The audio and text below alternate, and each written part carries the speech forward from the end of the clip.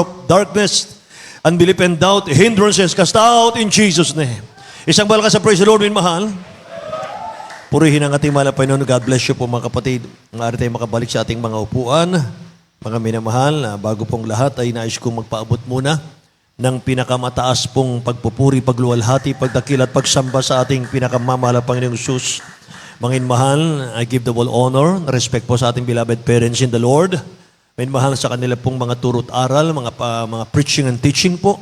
Mga kapatid, beloved honorable pastor, mga minamahal, at ganoon din po sa the whole Almeida family. Nais kong magpaabot ng aking pong paggalang, pagbati. At ganoon din po sa lahat ng ating minamahal mga kapatiran, mga minamahal, sa ating mga webcast viewers, mga kapatid here and abroad. Minamahal, magandang umaga sa inyong lahat, sa aking mga kamang kagawa at mga mangangaral. Mga minamahal, purihin ang ating dakilang Diyos na buhay. Amen. Hallelujah. Kayo po'y makipagbukas ng ating mga Biblia, mga minamahal, dito po sa ating aralin sa umagang ito, mga kapatid ko. Ito po ay simulan po natin sa aklat ng Roma, Kapitulo 13, talatang 11 hanggang 14, mga kapatid. Romans chapter 13, verses 11 to 14, and that, knowing the time, that now it is high time to awake out of sleep. For now is our salvation nearer than when we believed. The night is far spent, the day is at hand. Let us therefore cast off the works of darkness, and let us put on the armor of light. Let us walk honestly as in the day, not in rioting and drunkenness, not in chambering and wantonness, not in strife, and in being, but put ye on the Lord Jesus Christ, and make not provision for the flesh to fulfill the lust thereof. Amen. Tagalog, mga mahal, ating pong basahin. Dito po sa aklat ng Roma, Kapitulo 13, versikulo 11 hanggang 14. At ito, yamang nakikilala ang panahon na ngayoy kapanahunan nang magsigising kayo sa pagkakatulog, sapagkat ngayon ay lalong malapit na sa atin ang kaligtasan kaysa nang tayo'y magsimpalataya ng una. Ang gabi ay totoong malalim at ang araw ay malapit na. Iwaksingan natin ang mga gawa ng kadiliman at ating isakbat ang mga sandata ng kaliwanagan. Magsilakad tayong mainhin gaya ng sa araw. Huwag sa katakawan at paglalasing. Huwag sa kalibugan at sa kahalayan. Huwag sa mga pagkakaalit at pagkakainggitan. Kundi bagkus, isakbat ninyo ang Panginoong Hesukristo na huwag ninyong paglaanan ang laman upang masunod ang mga kahalayan noon. Amen. Dakilang Diyos ang magpala ng kanyang mga salita, mga minamahal. Purihin ang ating dakilang Diyos, mga kapatid ko. Nais kong mga minamahal, pag-aralan po natin itong ating topic ngayon, mga minamahal, preparing for a better day. Paghahanda po para sa higit na magandang kinabukasan ng mga anak ng Diyos, mga minamahal. Mga kapatid, paghahanda, minamahal, ito po ay sinasabi ng ating binasa kanina. Ang sabi po ng talatang binasa natin, mga minamahal, sa 11, yamang nakikilala ang panahon na ngayon kapanahonan ng magsigising kayo sa pagkakatulog. Ito po ay sa spiritual natin, mga minamahal. Ibig sabihin, huwag nating patulugin yung ating mga spiritual sapagkat ngayon ay lalong malapit na sa atin ang kaligtasan kaysa nang tayo'y magsisampalataya ng una, mga kapatid ko. So, ang paghahanda, mga minamahal, sa hinaharap sa ating buhay, mga kapatid, hindi lamang yung pagsusumikap sa mga bagay sa mundong ito. Lahat muna magsabing, praise the Lord. Yung mga minamahal, paghahanda na sinasabi ng Biblia na ito po ay paghahandang hindi lamang po dito sa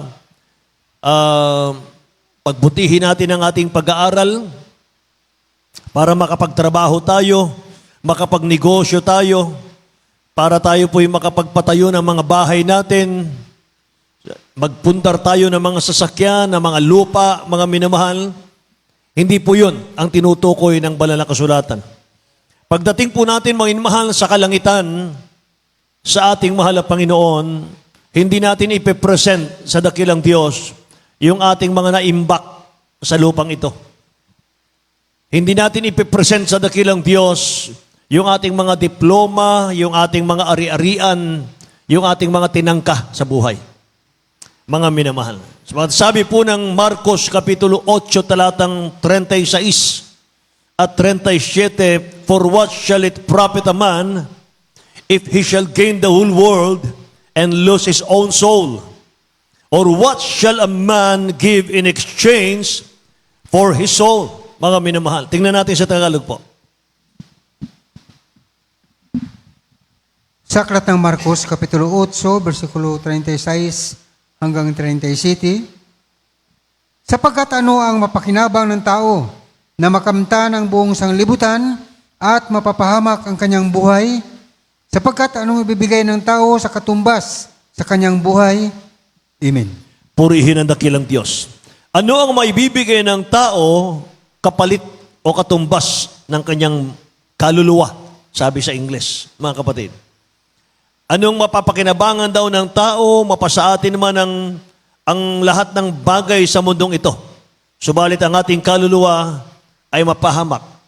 Nakikinig po ba kayo? Ang tamang paghahanda, mga minamahal, sa magandang kinabukasan na ating tinatalakay ngayon, ay yung makilala mo si Kristo.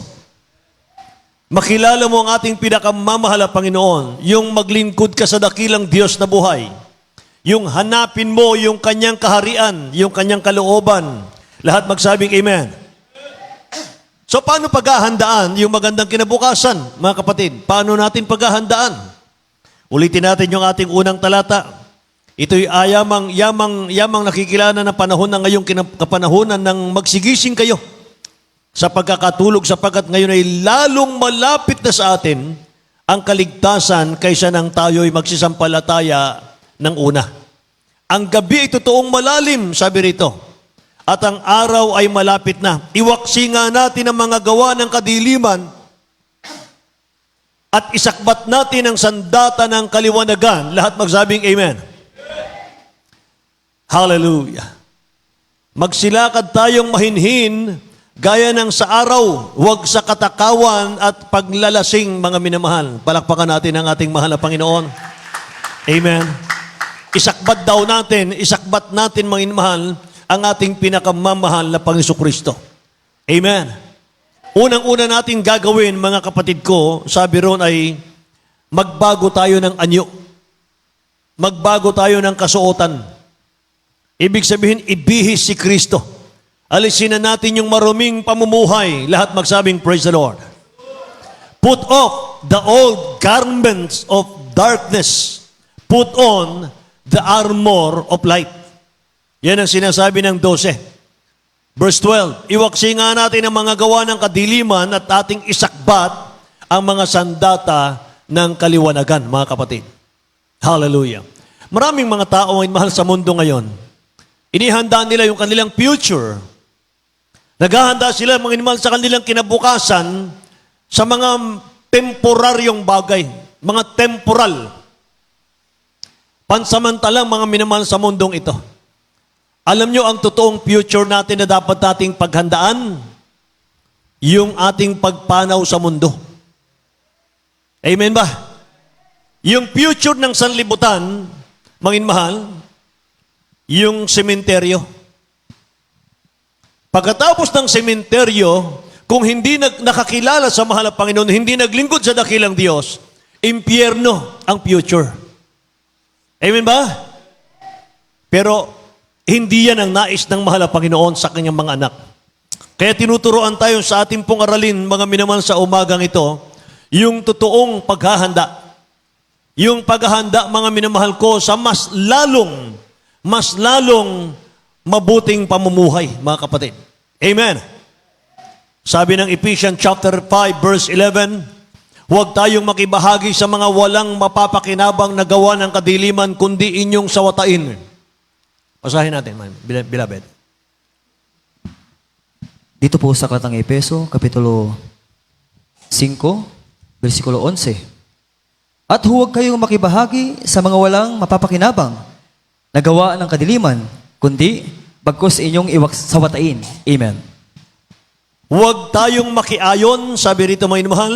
Huwag tayong makibahagi, huwag tayong makipartake, sabi rito sa Ingles, sa mga bagay na walang mapapakinabang na gawa ng kadiliman, kundi bagkus inyong sawatain, mga kapatid ko. Colossians, ating beloved Brother Tani, ating beloved elder, Colossians chapter 3, verse 7 hanggang 10. Sa aklat ng taga-Kolosas, Kapitulo 3, versikulo 7 hanggang 10. Na inyo ring nilakaran nung una nang kayo'y nangabubuhay pa sa mga bagay na ito. Datapwat ngayon ay inyo namang layuan ang lahat ng mga ito, galit, kaputan, paghihinala, panunungayaw, mga salitang kahalay-halay na mula sa inyong bibig. Huwag kayong mga bubulaanan sa isa't isa, yamang hinubad na ninyo ang datihang pagkatao, Right. pati ng kanyang mga gawa. At kayo'y mga bihis ng bagong pagkatao na nagbabago sa kalaman ayon sa larawan niyong lumalang sa Kanya. Purihin ang dakilang Diyos, mga minamahal. Amen. Praise the Lord. Mga minamahal, sabi rito, ngayon tayo mga Kristiyano na, mga kapatid, binihis na natin si Kristo. Ibinihis na natin, hinubad na natin yung ating datihang pagkatao. Say amen? Ano sabi rito mga inamahal, laging paalala ng banal na kasulatan, layuan natin yung mga galit, kapuotan, paghihinala, panunungayaw. Ano yung panunungayaw? Pagmumura. Mga salitang kahalay-halay mula sa inyong bibig. Huwag kayong magbubulaan sa isa't isa. Huwag tayong mandadaya ng ating kapwa. Yan ang ibig sabihin yan. Yamang hinubad na ninyo ang datihang pagkatao, pati ng kanyang mga gawa. At kayo'y nangagbihis na. Kayo'y nangagbihis ng bagong pagkatao na nagbabago sa kaalaman.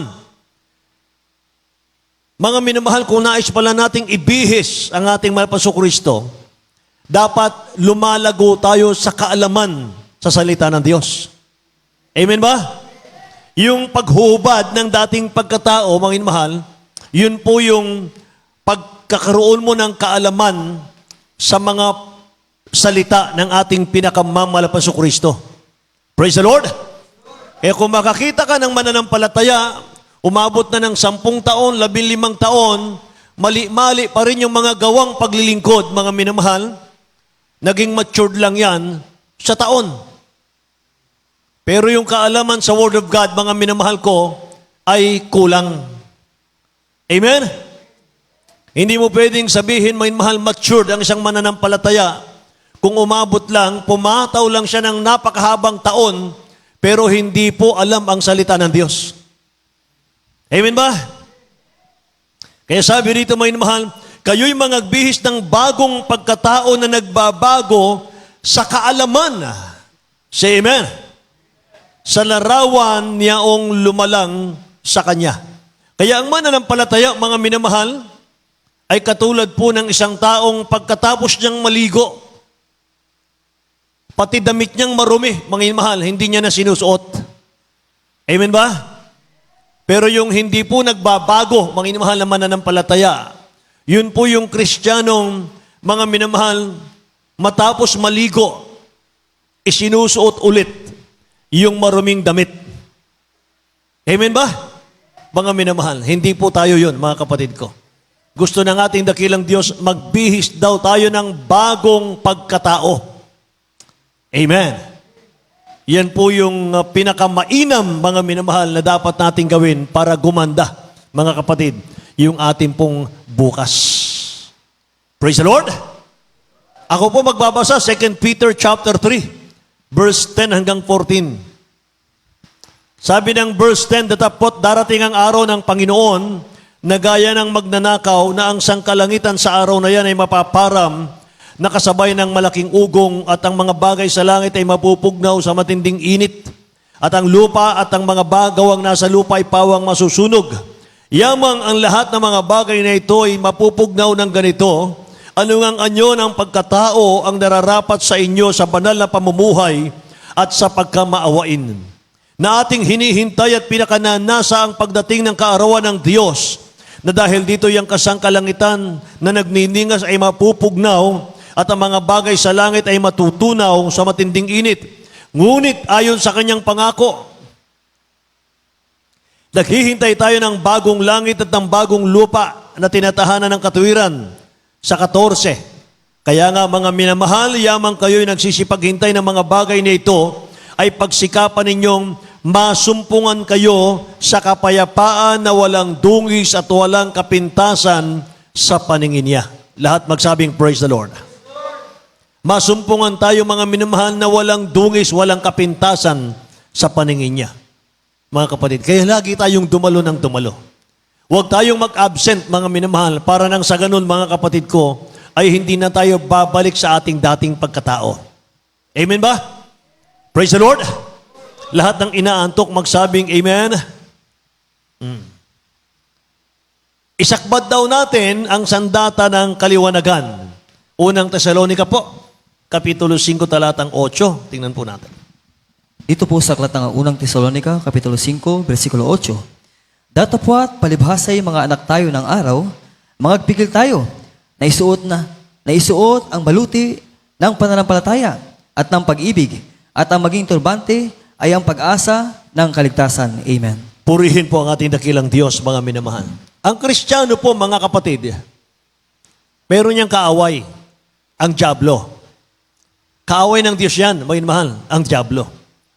Mga kapatid, at ang pag naglaban po ang dakilang Diyos at ang dyablo, mga minamahal, nag-away yan, mga kapatid, ang battleground po, walang iba kundi tayo. Kapag tayo po, mga minamahal, ay nagpapakainit sa mahal na Panginoon, natatalo po yung dyablo. Ngunit kapag tayo po ay nagpapabaya sa ating kaligtasan, nananalo po ang dyablo sa ating mga buhay. Nakikinig po ba kayo? Kaya alamin natin, mga minamahal, kung iyong mga sandata ng mananampalataya. Tayo po ay mga mandirigma. Tayo po, mga kapatid, ay nakikipaglaban sa espiritong hindi natin nakikita. Narito po yung mga sandata, mga minamahal ng mananampalataya, Ephesians chapter 6, verse 14 po hanggang 18. Mga minamahal, basahin natin. Sa aklat ng taga-Efeso, Kapitulo 6, versikulo 14 hanggang 18. Magsitibay nga kayo ng inyong mga baywang ay may bigkis ng katotohanan na may sakbat na baluti ng katwiran. At ang inyong mga paa ay may panyapak na panghahanda ng ebanghelyo ng kapayapaan. Bukod dito ay taglayin ninyo ang kalasag ng pananampalataya na siyang ipapatay ninyo sa lahat ng nagniningas na suligi ng masama. Amen. At magsikuha rin naman kayo ng turbante ng kaligtasan at ng tabak ng Espiritu na siyang salita ng Diyos. Na nagsisipanalangin kayo sa Espiritu ng lahat ng panalangin at daing ng buong panahon at mga sipuyat kayo sa buong katiyagaan at daing sa patungkol sa lahat ng mga banal. Palakpakan natin ang dakilang Diyos natin, mga minamahal. Si praise the Lord po. Ang atin daw sandata, mga minamahal, una, pananampalataya. Yan po yung ating kalasag. Kalasag natin yan sa kaaway. Pananampalataya. Kapag pinanghihina ka ng dyablo, mga minamahal, ini-inject sa ating mga isip, mga kapatid ko, yung mga discouragement, mga minamahal, meron kang pananampalataya. Amen. At ang pananampalatayang yan po ang pangsalag natin, mga minamahal, sa ating kaaway. Paano natin sasalagin, mga minamahal? Kontrahin natin yung kanyang bulong. Kukontrahin natin yung bulong ng kaaway, mga minamahal, sa pamamagitan po ng mga patotoo na ibinigay ng dakilang Diyos sa ating buhay. Amen ba? Praise the Lord. Kaya kung pinag-aalinlangan ka ng kaaway sa banal na gawaing ito, mga minamahal, kontrahin mo siya. Dito ako binago. Dito ako pinagaling. Amen? Tinugon ng dakilang Diyos ang aking panalangin dito. Pinalaya ako ng mahal na Panginoon sa aking lumang pagkatao. Amen. Kaya lahat po ng binago ng ating pinakamamahal na Kristo, magsabing, praise the Lord, mga mahal. Purihin ang dakilang Diyos, mga kapatid. Hindi po kayang, mga minamahal, higitan. Hindi po kayang i-overcome ng dyablo yung mga patotoo na ibinigay sa atin ng dakilang Diyos sa banal na gawaing ito. Hindi pwedeng pasinungalingan ng dyablo yung mga patotoong ating natanggap, mga mahal sa gawaing ito. Amen. Kaya pananampalataya, huwag tayong magkulang. Praise the Lord. Huwag magkulang sa pananampalataya. Naalala ko si Peter, mga mahal, sabi ng dakilang Diyos kay Peter sa Luke chapter 22. Peter, hinihingi ka sa akin ni Satanas para ligligin. Ngunit, idinadalangin ko na huwag magkulang ang iyong pananampalataya. Lahat magsabing, praise the Lord. Hallelujah. Kaya napakahalaga po ng pananampalataya. Yan po yung kalasag natin. At pangalawa, mga mahal, yung Word of God. Yan po yung ating sword. Yan po yung ating espada. Mga mahal, yung Word of God. Amen. Mga minamahal, pangatlo po ay righteousness. Katwiran, mga minamahal. Nasa liwanag ka na, mga kapatid. Amen. Pang-apat po ay yung sandalyas, yung bota, mga mahal. Yun po yung witnessing. Yun po yung magbahagi ka ng salita ng Diyos sa ating mga kababayan na wala pang kaligtasan. Kapag nag-share ka ng gospel, kapag nag-share ka mga mahal ng ebanghelyo sa ating mga kababayan, nagagapi mo dyan ang dyablo. Nakikinig ba kayo? Mga mahal, isa yan sa sandata natin. Kapag nag-share ka ng gospel, mga mahal, nagwawagi ka sa kaaway. Amen ba? At yung sinyeran mo, mga mahal, maglingkod man o hindi, maniwala o hindi, basta ibinigay mong ebanghelyo, mga kapatid, nakaganap ka na. Nagamit mo na yung sandata mo. Praise the Lord! Eh sa ating key verses, mga minamahal, sa verse 13, walk honestly. Yan po ang gagawin natin. Magsilakad tayo na may kahinhinan, sabi rito, na gaya ng sa kaliwanagan. Romans 13 verse 11 po yan, mga kapatid ko. And that knowing the time, that now it is high time to awake out of sleep, sabi rito. Ating beloved, Dito po sa aklat ng Mateo, Kapitulo 25, versikulo 1 hanggang 4. Kung magkagayon ay makakatulad ang kaharian ng langit ng 10 dalaga na kinuha ang kanilang mga ilawan at nagsilabas upang salubungin ang kasintahang lalaki. At ang 5 sa kanila'y mga mangmang at ang 5 matatalino, sapagkat ang dalhin ng mga mangmang ang kanilang mga ilawan ay hindi sila nangagdala ng langis. Amen. Datapwat ang matatalino ay nangagdala ng langis sa kanilang sisidlan na kasama ng kanilang mga ilawan. Amen. Lahat magsabing praise the Lord, may mahal. Purihin ang dakilang Diyos, mga kapatid. Yung 5 mangmang daw, hindi nagdala ng langis. Hindi sila nakapasok. Ano ba yung langis natin? Iyon po yung ningas ng ating paglilingkod sa ating mahal na Panginoon. Amen. Praise the Lord. Kaya dapat mga minamahal, lagi tayong manalangin. Lagi tayong aktibo. Mga mahal sa ating mga spiritual. Huwag daw nating patulugin. Amen. Yamang nilalaman natin, mas malapit na ngayon ang pagbabalik ng ating pinakamamahal na Panginoon. Mga mahal. Praise the Lord. Yung 5 foolish virgin, ito yung kanilang mga kakulangan, mga mahal, kaya hindi sila nakapasok. Lack of prayer. Mga mahal, hindi sila prayerful. Lack of fellowship. Hindi sila mga minamahal ko mahilig dumalo sa gawain ng mahal na Panginoon. Lack of witnessing. Sinasarili nila, mga mahal, yung patotoo nila. Ayaw nilang i-share, mga mahal. Amen. Kaya tayo tinawag, niligtas, pinatawad, mga minamahal, pinagaling sa karamdaman, binigyan ng patotoo para ibahagi natin sa ating kapwa. Para ipakilala natin ang dakilang Diyos na nagpala sa atin sa iba. Amen po ba? Yan ang mga minamahal, mga problema ng 5 foolish virgin. Praise God. Iwasan natin, mga minamahal, yung alam nating makakasira sa ating pananampalataya. Yan po ang susunod, mga minamahal, na ating iwasan. Iwasan natin, mga minamahal, yung alam nating makakasira sa ating pananampalataya, mga kapatid ko. Put on the Lord Jesus Christ. Amen. Kaya sa Colossians chapter 3 verse 2, mga mahal, ituon lang natin ang ating pong paningin sa ating pinakamamahal na Panginoon, yung ating isip, yung ating puso, mga mahal, isa lang dapat ang direksyon. Walang iba kundi sa ating pinakamamahal na Panginoon. Colossians chapter 3 verse 2, mga mahal, basahin natin. Sa aklat ng taga-Kolosas, Kapitulo 3, versikulo 2, ilagak ninyo ang inyong pag-iisip sa mga bagay na nangasa itaas, huwag sa mga bagay na nangasa ibabaw ng lupa. Amen. Ilagak ninyo ang inyong pag-iisip sa mga bagay na nangasa itaas, huwag sa mga bagay na nasa ibabaw ng lupa.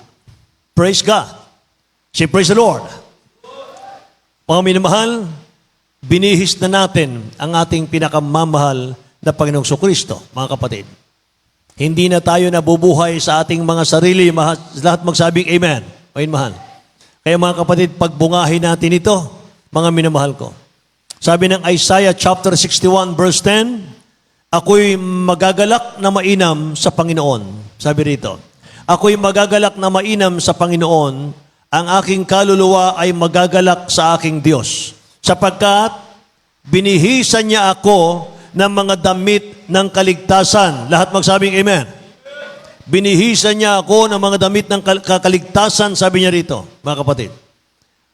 Yun pala yung sinasabi, ibihis natin si Kristo. Ibig sabihin, tanggapin mo yung kaligtasan. Amen ba? Kanyang tinakpan ako ng balabal ng katwiran, sabi niya rito. Gaya ng kasintahang lalaki na nagpuputong ng putong na bulaklak at gaya ng kasintahang babae na nagagayak ng kanyang mga hiyas, mga kapatid. Purihin ang ating dakilang Diyos.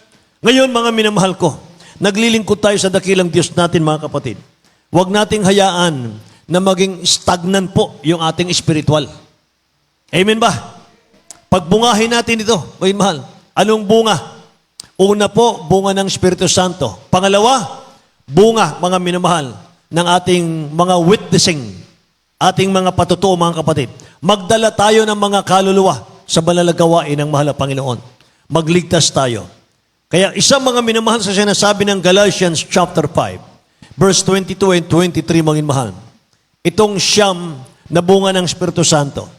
Siyam ito, mga mahal, pero makikita mo, mga kapatid, sa Ingles, ang sabi ron, but the fruit of the Spirit is, ginamit doon singular.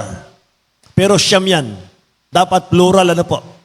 But the fruit of the Spirit is love, joy, peace, long-suffering, gentleness, goodness, faithfulness, meekness, temperance. Against such, there is no law.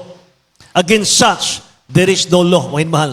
Siyam, mga kapatid ko, ibig sabihin yan, kumpleto dapat yan. Amen po ba? Dapat kumpleto yan. Hanggat hindi po nakukumpleto sa ating mga puso, iyang siyam na yan, mga minamahal ko, huwag kang mag-relax, mga kapatid. Patuloy ka, mga mahal, sa iyong kasigasigan. Amen ba? Tingnan natin sa Tagalog. Galatians chapter 5, verse 22 and 23, mga mahal. Ihanda natin yung ating awitin, mga kapatid ko, sa ating mahal na Panginoon. Amen. Dito po sa aklat ng Galatia, Kapitulo 5, versikulo 22 hanggang 23. Datapwat ang bunga ng Espiritu ay pag-ibig, katuwaan, kapayapaan, pagpapahinuhod, kagandahang loob, kabutihan, pagtatapat, kaamuan, pagpipigil, laban sa mga gayong bagay ay walang kautusan. Amen. Laban sa mga gayong bagay ay walang kautusan, mga kapatid. Kapag nakumpleto pala yun, mga mahal, langit naghihintay sa atin. Lahat magsabing amen? Mga mahal, panghuli, mga kapatid ko, ay yung pleasing God. Mga mahal. Kailangan po natin, mga kapatid, palugdan ang mahal na Panginoon sa ating paglilingkod. Mga kapatid ko. Hindi lang, mga minamahal, tayo ang masaya, mga kapatid. Kinakailangan, mga minamahal, makiisa tayo, makibahagi tayo sa loob ng church ng ating mahal na Panginoon. Diyan natin mapaluluguran ng ating dakilang Diyos. Kaya nga, sabi ng banal na kasulatan, Mga mahal, ngayong mananampalataya na tayo, nasa liwanag na, ano man daw po ang ating kainin, ano man daw po ang ating iinumin, mga minamahal ko, o ano man ang ginagawa natin, gawin nating lahat sa ikaluluwalhati ng dakilang Diyos. Amen. Meron ng mga mananampalataya, mga minamahal, kahit na iinom lang ng tubig, thank you, dearest Jesus. Kahit anong gawin, mga minamahal, kahit na maligo, mga kapatid ko, sa banyo, ipinagpipray pa yung tubig, thank you, dearest Jesus. Amen. Kahit anong matanggap, mga minamahal, thank you, dearest Jesus. Thank you so much, oh God. Nagpapasalamat lagi. Amen ba? Diyan natin na paluluguran ang ating mahal na Panginoon. Basahin natin 1 Corinthians chapter 10, verse 31. Mga mahal.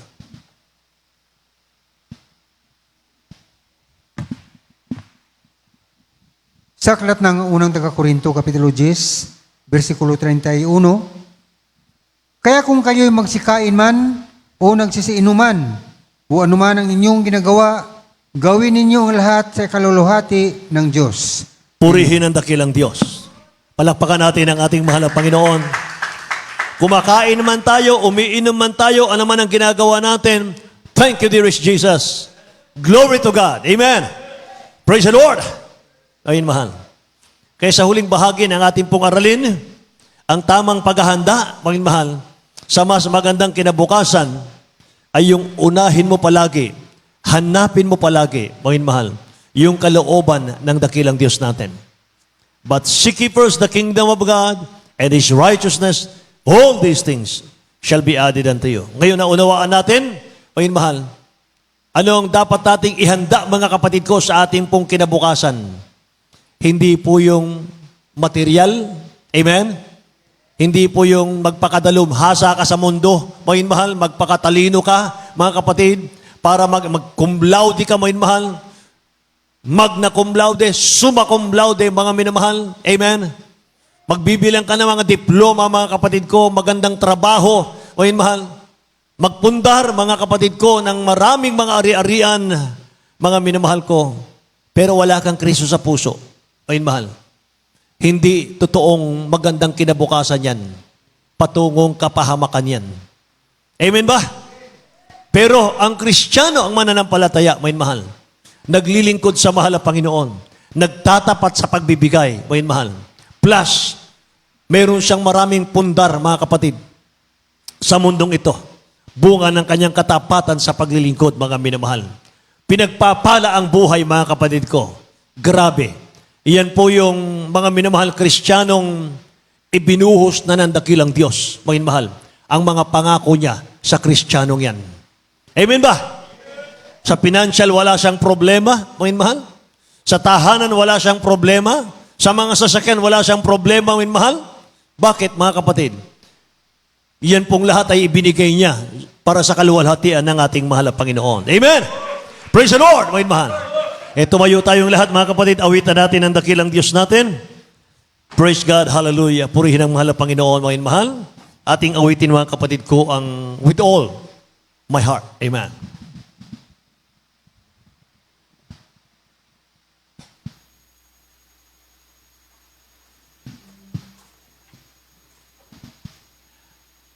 Tangi natin may bibigay, may aalay sa mahal na Panginoon, may mahal, yung ating mga puso, mga kapatid. Amen.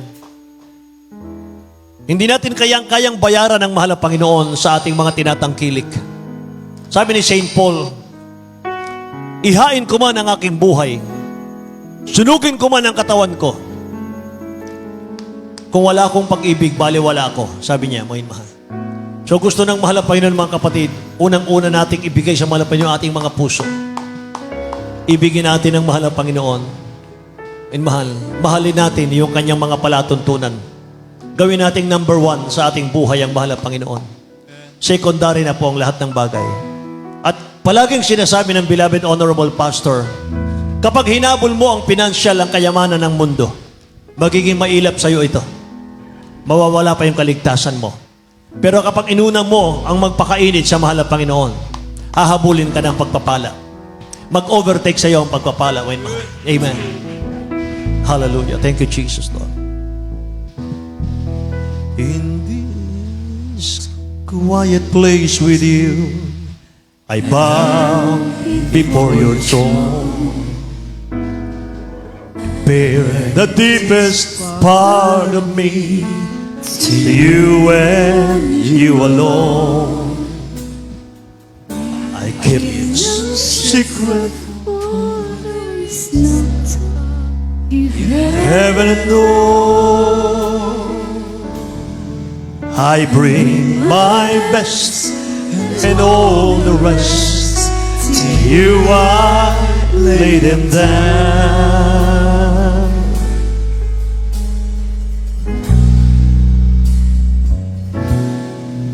We all I want to love. Ialay natin sa dakilang Diyos ang awiting ito. And live my life each day to know you. All that is me is yours completely. I serve you only with all my heart.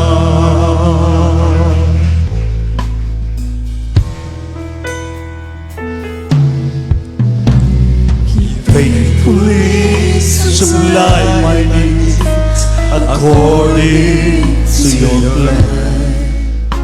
So help me, Lord, to seek your face before I seek your hand. Yes, God. And trust you know what's best for me when I don't understand. And following obedience in every circumstance.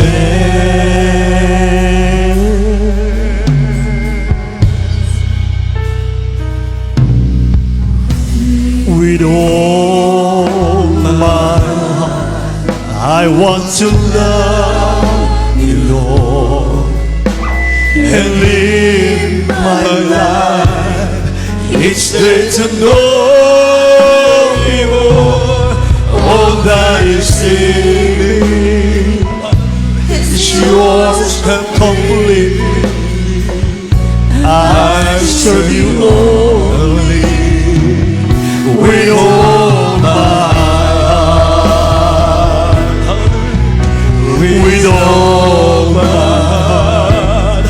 I want to love you, Lord, and live my life each day to know you more.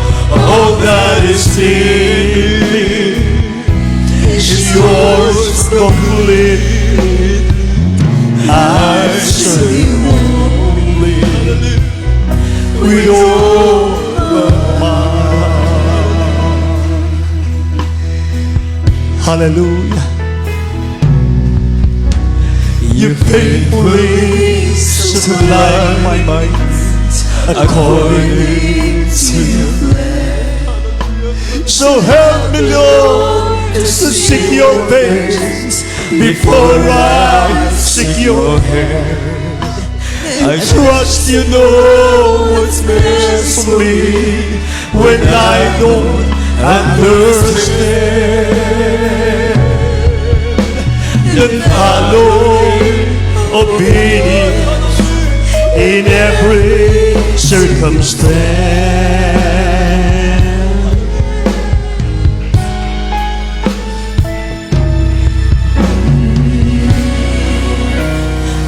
Oh, my heart, I want to love you, Lord, and live my life each day to know you more.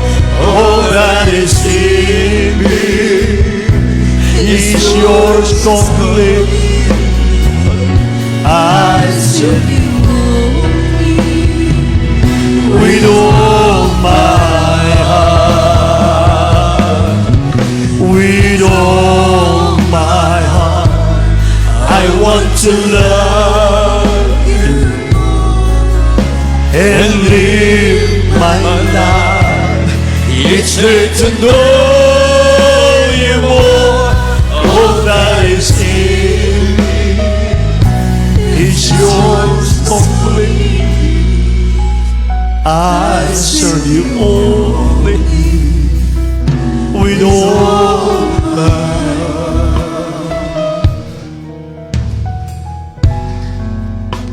You faithfully supply my needs according to your plan. Help me, Lord, to seek thy face, Lord, before I seek your hand. And trust you know what's best for me when I don't understand. Then follow me, obedience in every circumstance.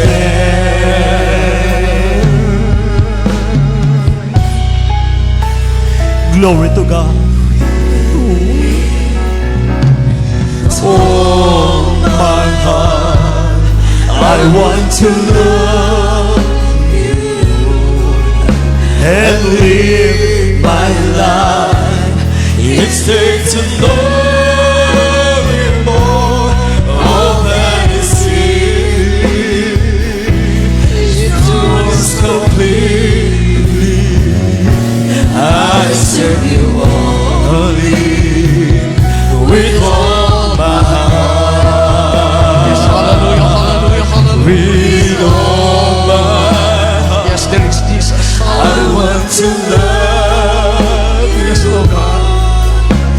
and live my life. It's good to know you more. All that is in me is yours completely. I serve you only with all my heart. Yes, ituloy si Jesus. I Yes, serve Lord you God. Ituloy po, mahal ang Panginoon. Hallelujah. with all my heart. Amen. Hallelujah, hallelujah. Thank you po, there is Jesus. Praise the Lord, praise the Lord. Purihin ka, mahal ang Panginoon. Hallelujah. Maraming salamat. Dakilang Diyos. Hallelujah. Amin sana patuloy niyo po kami tinuturuan. Hallelujah. Preparing for a better day. Hallelujah. Paghahanda sa mas mabuting araw. Amen. Praise the Lord. Hallelujah. Kaya maraming salamat sa ating dakilang Diyos. Tayo po'y manalangin. Ating pong hingin sa ating pinakamalapit na itong paghandang ito. Hallelujah. Ay naayon sa kaluban ng ating dakilang Diyos. Dahil ang sabi nga ng Biblia, unless and until na tayo po'y nagpapasakop sa ating pinakamalapit noon, lumalakad sa kaluban ng ating dakilang Diyos, hallelujah, ating matyak na ang dulo nito, hallelujah, ay totoong, hallelujah, mas mabuti, hallelujah, sa ating iniisip. Dahil nga po, sa ating pinakamalapit noon, tayo po'y laging panalo, sa ating dakilang Diyos, hallelujah, ay mayroong katiyakan, hallelujah. Tayo po'y magsusumamo, patuloy po tayong huminging habag sa ating pinakamalapit noon, ng ating araw-araw na pumuhay ay naayon sa kaluban ng ating dakilang Diyos. Tayo po'y manalangin. O padakilat mapagpala naming Ama, Diyos na makapangyarihan sa lahat, Amang banal na sa langit, sa makaparehang pangalan mo po, mahal na Pinoong Jesucristo. Maraming salamat, mahal na Panginoon, sa mga salita na patuloy niyo pong pinaunawa sa bawat isa amin. Patuloy niyo pong tinuturo, mahal na Panginoon, kung paano po kayo mamumuhay. Dalangin po namin dakilang Diyos, tulungan niyo ang bawat isa amin sa aming araw-araw na pamumuhay, sa aming puso't isip gawa. Hallelujah, tulad niyo po, ito po'y nain sa banal kalooban. Bigyan niyo po ang puso't kasipan na nagmumula sa iyo, mahal Panginoon. Ang aming lakas, ikaw ang aming buhay, mahal Panginoon. Tulungan niyo po kami, dakilang Diyos. Ito po ay aming samot dalangin sa pangalan ni Jesus. At sa ating mga pangailangan, tayo po yung hallelujah, sa ating ilihan, sa ating mga sarili, may problema, kahirapan, dalawang kamay itaas, karamdaman, sakit, hallelujah, isang kamay sa ulo, isang kamay sa parte ng karamdaman. Sawatain po natin lahat sa makaparampala ng ating pinakamahal na Panginoon. Leading prayer po natin, Brother Pastor Lisa Dalmida, tayo po'y kahabagan dinggin ng ating dakilang Diyos. Opo, aming pinakamahal Piso Kristo, mahal Panginoon, narito po kami, buong puso na papakumbaba. Ang bawat isa amin, mayroon po kami pangailangan sa iyo, dakilang Diyos. Hallelujah. Saan niyo po kami nasumpungan sa iyong mga pagkukulang, patawad dakilang Diyos.